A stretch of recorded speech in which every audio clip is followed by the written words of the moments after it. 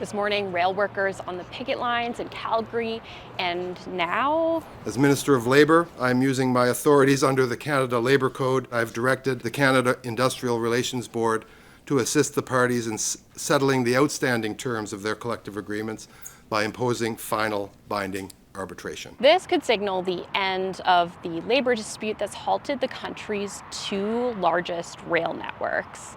In Alberta, a prolonged stoppage would have meant big trouble for the province, and that's because Alberta ships more goods by rail than any other province. Ships, airplanes, transport trucks, they all help move goods in this province, but trains, they move the most.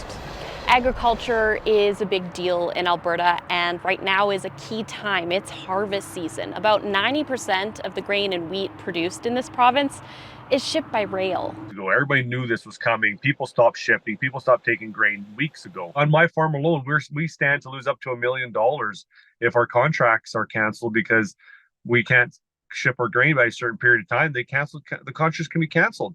It takes probably a month just to ramp back up again. And for every day, I think for every week that they're shut down, it takes a month to recover from.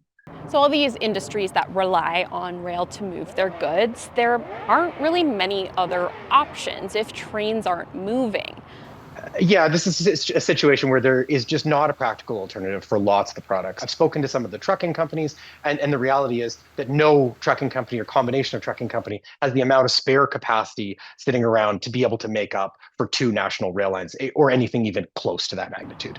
The agriculture industry will be anxious to see when trains get back on track, and for the economy writ large and everyday Canadians, the impacts will be something to watch. Be watching the impacts on Canadians, and also be watching prices in stores and commodity prices to see when we begin to really pick up the economic effects of this labor stoppage.